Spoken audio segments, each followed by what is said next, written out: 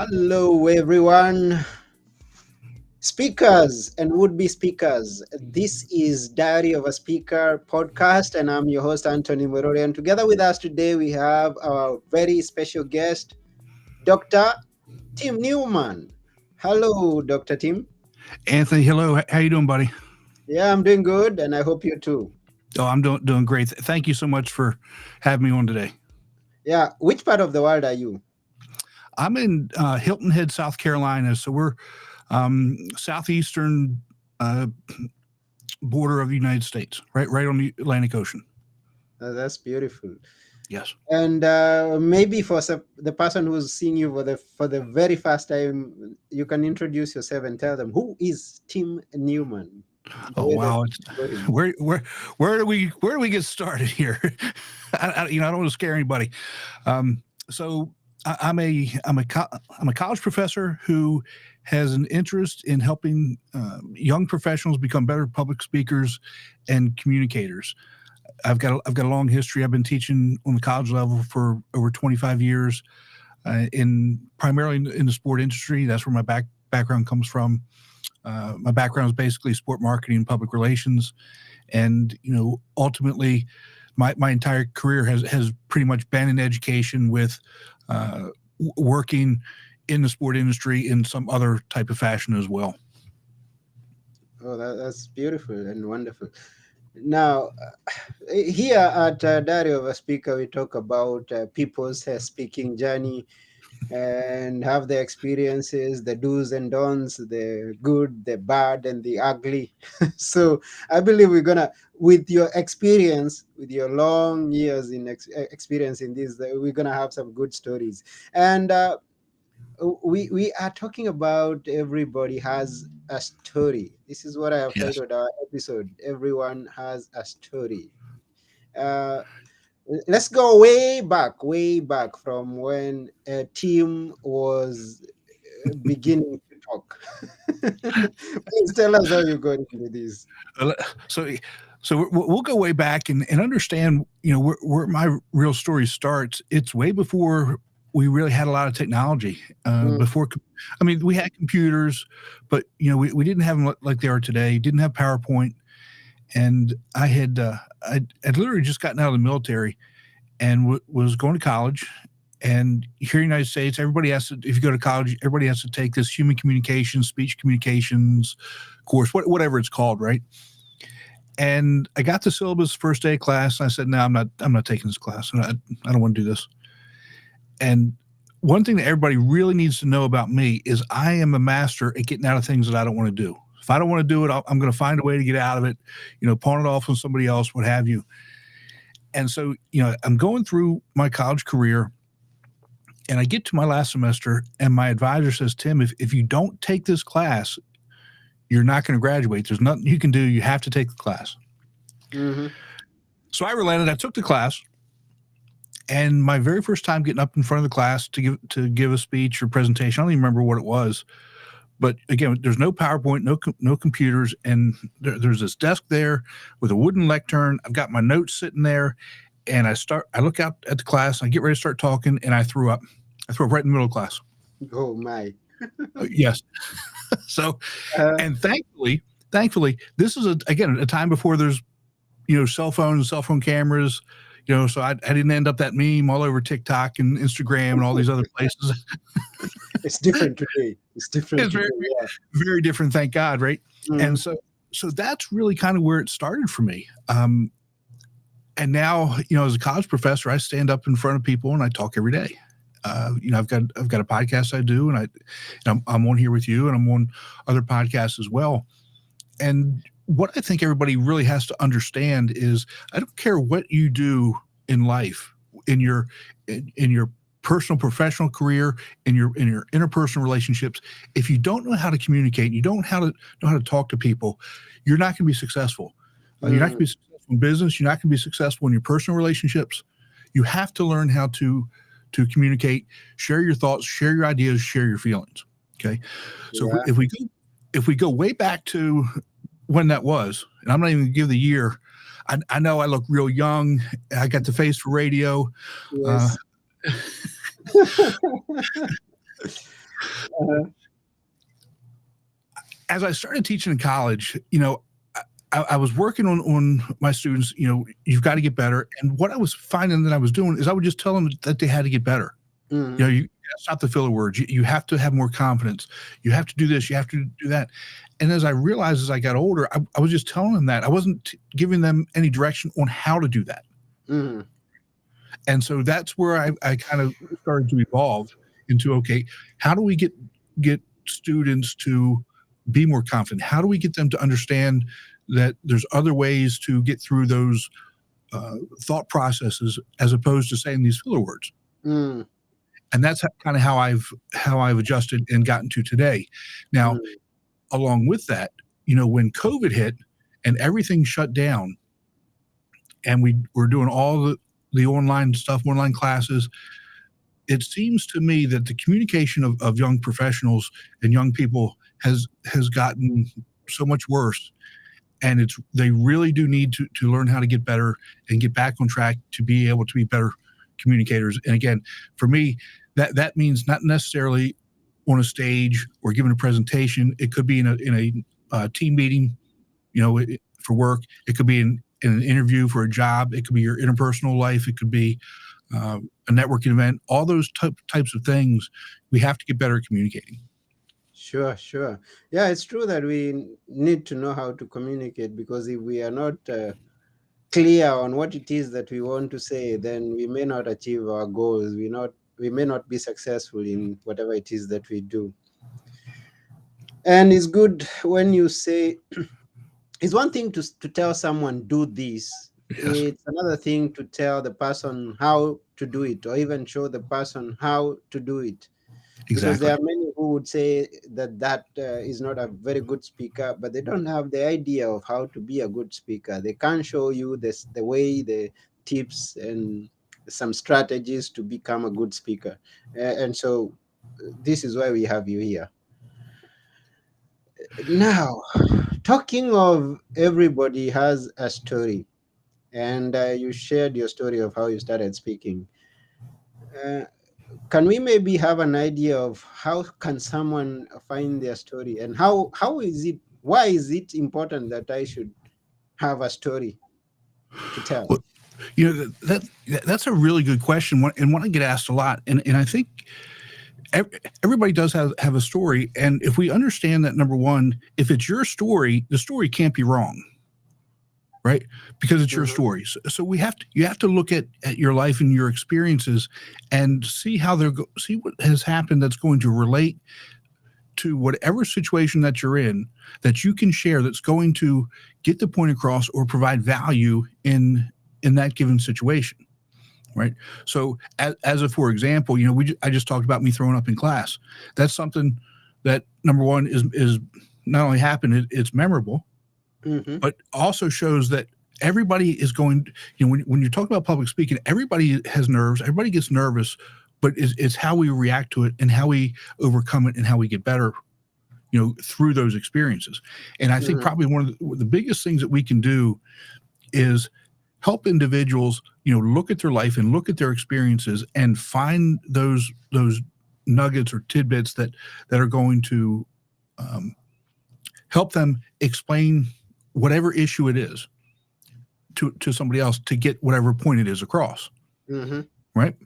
Yeah. Uh, so when you're talking about, let's just take a job interview as a for example. Um, you you asked me to tell me a little bit about myself, right?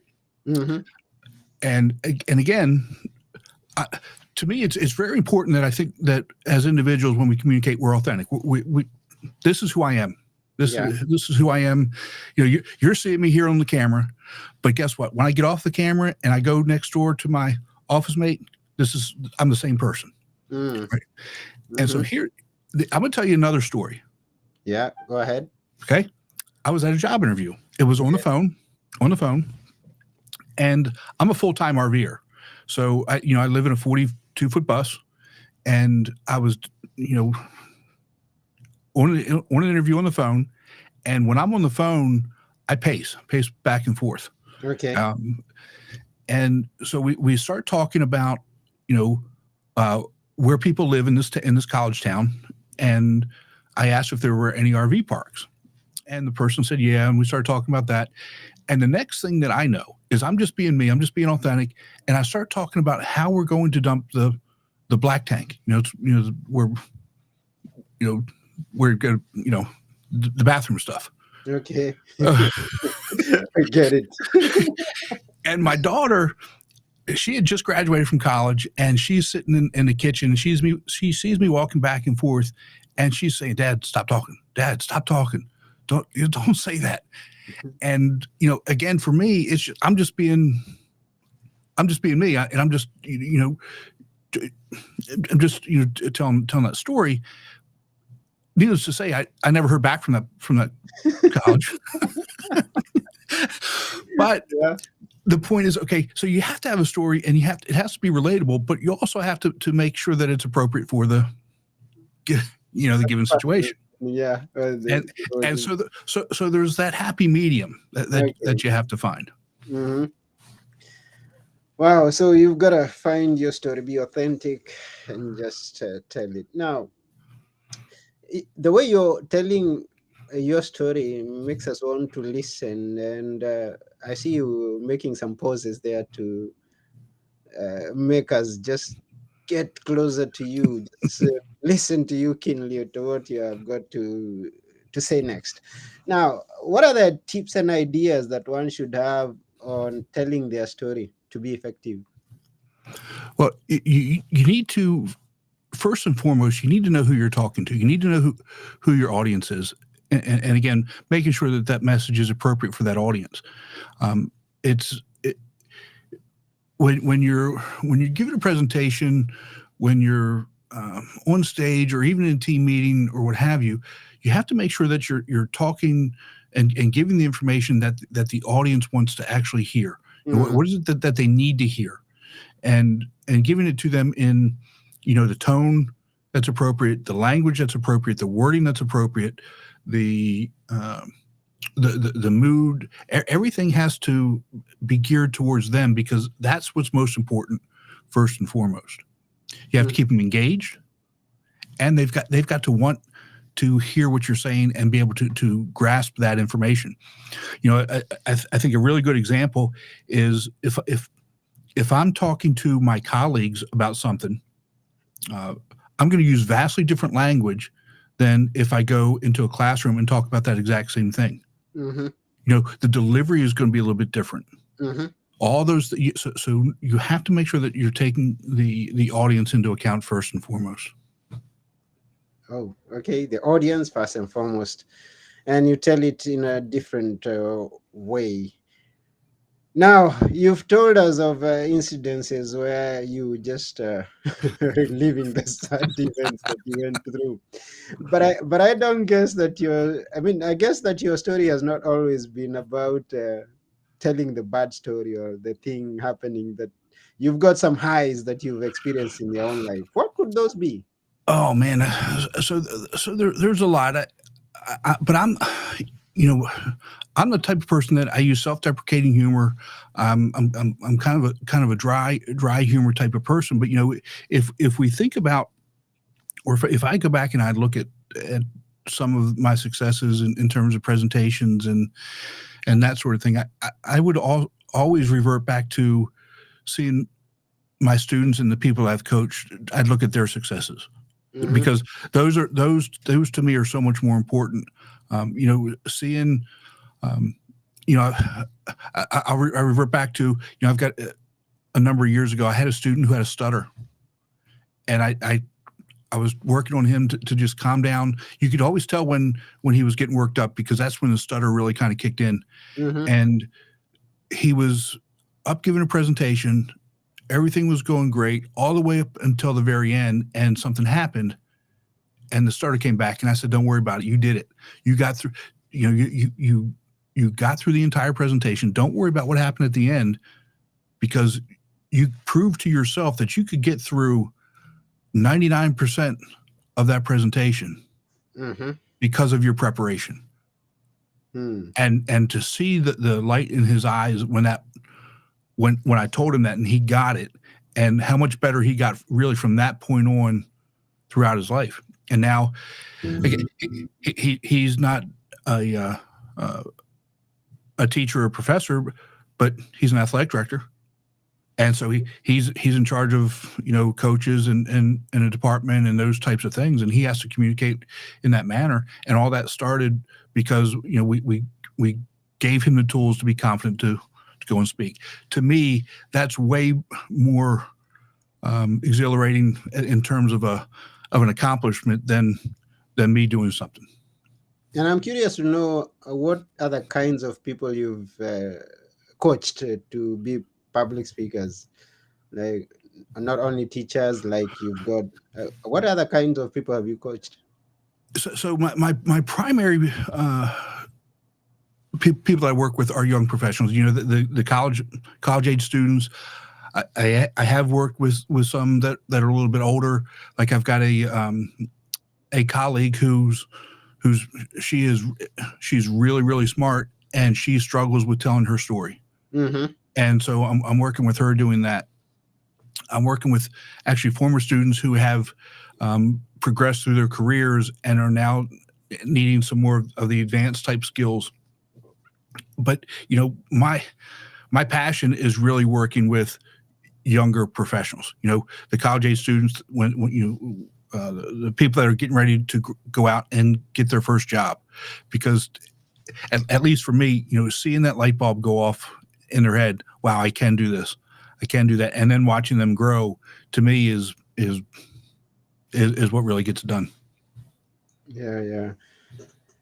And now, when you're preparing them into the speaking world, I know there's one issue that students go through, or other people, first-time speakers go through, and this is, how do I get my speaking gigs? Mhm. How do I go about that? How do you guide them to go and become established speakers from the word go? So first and foremost, you have to be a good speaker, you have to practice. Mm-hmm. I mean, you have to practice. It's a craft just like anything else. And what I tell them is, when you're doing public speaking, make sure that it's on video, just like we're doing right here, right? Mm-hmm. And you put it on places that can archive it. Again, whether it's whatever platform it is, Vimeo, YouTube, any of those number of places out there. And then you can see, number one, you can see your progression. And then you can also send those links off to conference planners, people that are actually booking speakers, and they can see how good you've actually done, and number one, how you've improved. Plus, you can also show them the types of things that you can and want to speak on. Mm-hmm. And then comes the issue of pricing. I mean, I'm a speaker. I'm speaking on this and that other subject, and I want to be a professional. Now, I decide maybe it's not just going to be used in my presentations at work, but I would want this to be something that gives me a daily income or something like that. How do we go about finding what to quote for my speech or my presentations? Wow, again, that's a really good question, and I think that number one, you have to think from a personal perspective. What are your interests? What are you good at? Because if you're going to be talking or doing anything professionally that you have no interest in, that's going to come across. Yeah. Right? Mm-hmm. You have to be interested in it, because the more interested you are in it, the better you're going to be, because the more research you're going to do, the more effort you're going to put into it.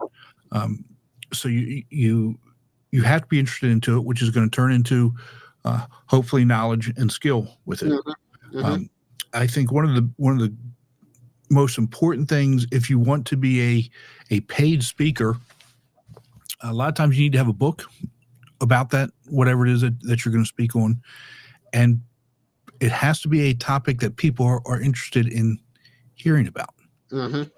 Now, that's a pretty broad topic. I mean, if you look at, let's just take podcasts as for example, right?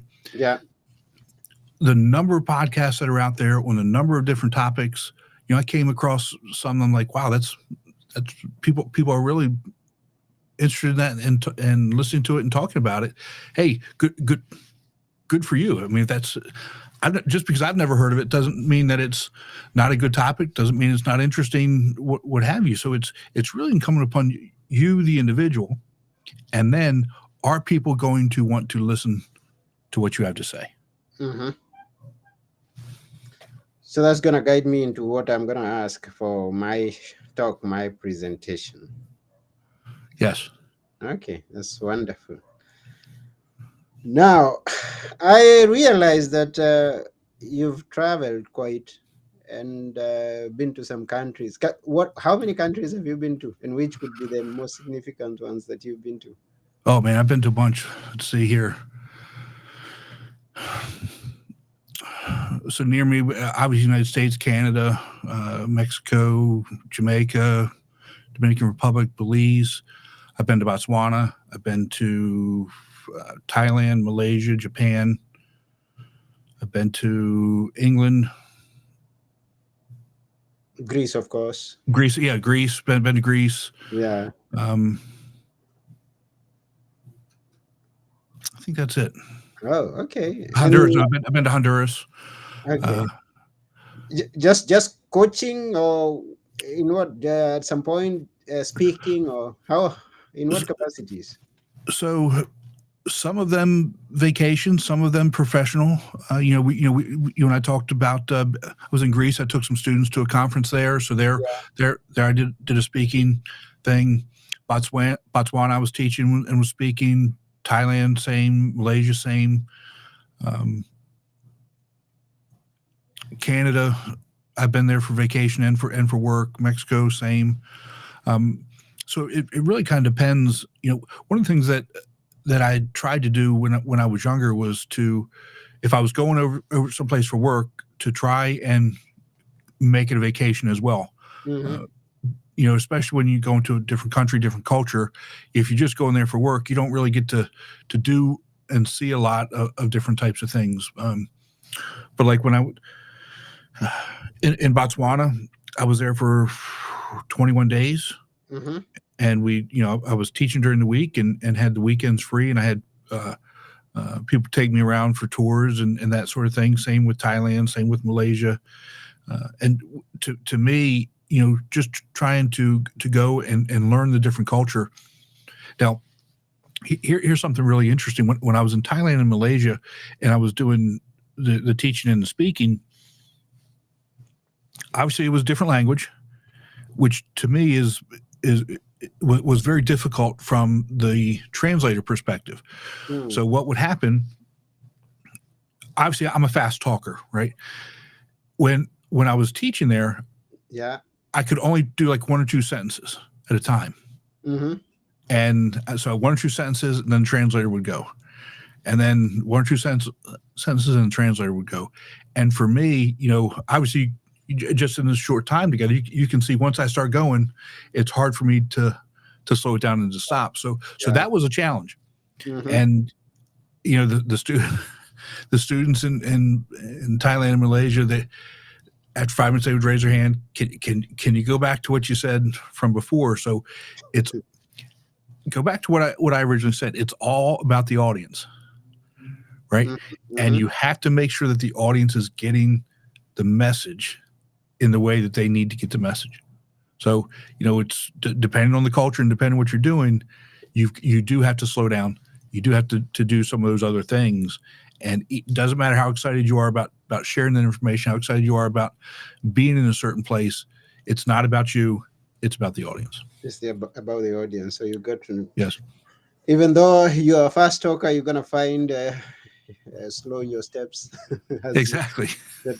Yeah. So what other challenges could there be? Because we have people who listen to this podcast Yeah. and they've not gotten started, and this is the people that we are talking to. So, What other challenges could they expect to come across in the speaking world yeah, that you've seen? I think there are a couple, and one is the lack of confidence or the whole idea of imposter syndrome, like you don't belong. Hmm. And um, And I'll just address that piece first. In terms of imposter syndrome, you're so worried about what other people are thinking about you. The fact of the matter is, they're not thinking about you. That's a story that you're telling in your head. Mm, That we all, trust me, we all do that. I've done that as well. They're not thinking about you because they're people just like you are. They're thinking about themselves. mm-hmm. They're not sitting there with a notepad. Oh, Tim said this. He messed that word up. He messed this word up. They're not thinking that at all. Mm-hmm. And you're on that stage, or you've been hired for that position, or you're in that team meeting for a reason. Mm, Okay, because you belong there.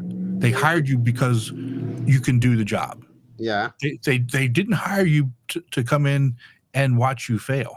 Mm-hmm. So it's a story we tell ourselves. And so number one, we have to just kind of get over that whole idea. Um, just let it go. Yeah. Tell yourself, instead of telling yourself you're not good enough, tell yourself, yeah, I belong here because I've earned it. Mm, And then that kind of does lead into the whole idea of being confident in whatever it is that you're talking about. And mm, and for this, I fall back onto my my background in sport. Right? okay. If you there is no team that wakes up and just goes to a game. Mm-hmm. They practice. Yes. They Yes. have a system. Yeah. Whatever team, whatever sport, whatever it is, they have a system, Mm-hmm. and they work that system, and then they go and they compete. So if you look at it from the perspective of, you know, your competition day, or the day that you need to perform is in front of the team, up on the stage, giving that presentation. What are the steps that you need to do prior to that? What's your practice? And that kind of leads into, the formula for public speaking, the class that I've developed over these years, is if you work on these basic things, you're going to build that confidence. And again, I go back to fall back on the sport industry. If you look at the greatest athletes of all time, again, doesn't really matter who it is. Tiger Woods, Tom Brady in American football, Michael Jordan, Kobe Bryant, all these all-time greats, they spend so much time working on the basics and fundamentals Mm, over and over and over again. mm, And I think we can take something from that, because they don't just, number one, they didn't just wake up and be great. They worked hard at it. And even after they became who we know as who they are, they still spent time every day in practice working on those fundamentals. mm. Yeah, that's very true. They practiced and practiced and grew, and even along the way, they failed and failed and Yeah, failed many times before they were who they were, or who they are. Some who they people are, right? are still who are still there. By I mean, and someone who said that today's win does not count tomorrow. Exactly. So today you've won. Go back into the practice Mm-hmm. and practice and learn more, and just get to know where it is that you went wrong and why you went wrong, and then do it better tomorrow. Exactly. Yeah, so now we know that you work with young professionals who yeah, to prepare them for the world, to just face the world with confidence. How do you work with them? Because we are almost coming to the end of the show, and maybe someone is listening and say, hey, I would want to connect with Tim. How and they don't have an idea. How do you work with them? So you can go to my website, timnewmanspeaks.com, and you can schedule a free 30-minute call and develop a plan. Depends on what it is that you want to work on, and we develop that plan from there. That being said, I think, again, going back to my recent analogy, everybody should be working on the basics and fundamentals. And from my perspective, in terms of public speaking, the basics and fundamentals come down to a few things. We talked a lot about, number one, the audience, first and foremost. Second would be the content that we're going to be sharing with our audience. And based on who our audience is, that's how we develop or pull or collate whatever content it is that we're going to be sharing with them. Then we have to manage expectations, and those expectations are a lot of times things that we may not think about, such as, you know, what are the audiences? What does the audience expect to learn? What does the audience expect from us? What does the audience expect from the conference promoter? Um, what do I expect from the audience? What do I expect to the audience to learn? What do I expect from the conference promoter? And then from the conference promoter or whoever hired me, what are their expectations for me, for the audience, for the content? And so now we've got all those things, and then we take them into the last step, which is what I call the script, and we put everything together. We put our visuals together. We sometimes people like to write a script. Sometimes it's bullets. Sometimes it's something else. It's just keywords. So there, I kind of work on, you know, what works for you, the individual, Mm-hmm. in terms of that, and then we start working on the practice, on the actual practice. And when I talk about practice, I'm not talking about just sitting in a chair reading your notes. I'm talking about practice about delivering the presentation like you would deliver the presentation. You're standing up. You could be in the room with the technology, and we're practicing the key terms. We're practicing, you know, the pauses. We're practicing inflection and tone.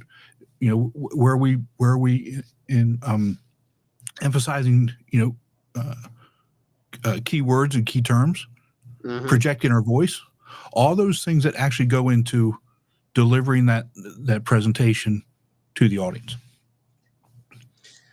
Wow. Thank you for that. So for you who's listening, you've heard that, and how you can work with Dr. Tim.